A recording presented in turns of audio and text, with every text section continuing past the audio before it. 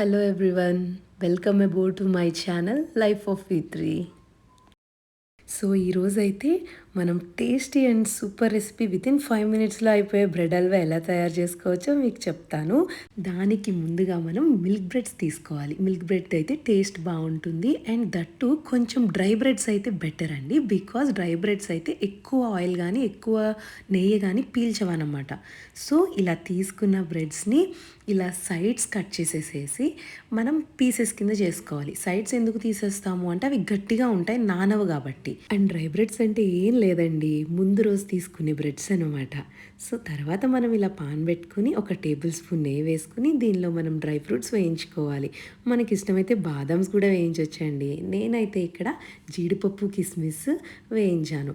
So ఇవి మనకి కొంచెం గోల్డెన్ బ్రౌన్ కలర్లోకి వచ్చే వరకు వేయించుకుని వాటిని మనం ఒక బౌల్లోకి తీసుకొని అలా పక్కన పెట్టేసుకోవాలి. సో తర్వాత మనం అదే పాన్లో ఒక 4 to 5 టేబుల్ స్పూన్స్ నెయ్యి కానీ లేదా మనం ఆ బ్రెడ్ పీసెస్ వేయించడానికి సరిపడినంత ఆయిల్ కానీ పోసుకోవాలండి. సో ఇక్కడ నేనైతే నెయ్యి తీసుకున్నాను. సో ఇంకా నెయ్యిలో మనం ఆ పాన్లో ఎన్నైతే బ్రెడ్ పీసెస్ పడతాయో అన్ని బ్రెడ్ పీసెస్ తీసుకొని వాటిని మనం కుక్ చేసుకోవాలి.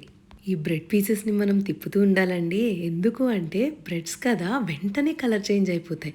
సో మనం అలా తిప్పుకుంటూ ఉండి 2 సైడ్స్ కూడా గోల్డెన్ బ్రౌన్ కలర్ వచ్చే వరకు తిప్పుకోవాలి.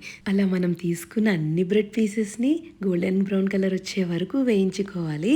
మనకి ఇంకా కలర్ కావాలి అంటే మనం ఇంకా వేయించవచ్చండి. బట్ నాకు ఇలా సరిపోతుంది అని చెప్పి ఈ చిన్న గోల్డెన్ బ్రౌన్ కలర్లో మొత్తం తీసేసాను.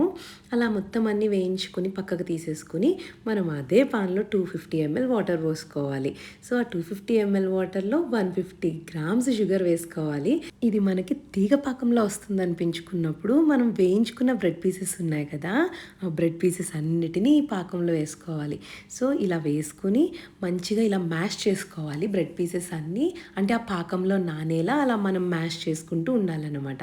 ఇలా మ్యాష్ చేయడం అంటే నొక్కడం వల్ల ఏమవుతుంది అంటే ఆ బ్రెడ్ పీసెస్ అన్ని పాకాన్ని హ్యాపీగా పీల్చుకుని అవి నాని మెత్తగా అవుతాయి.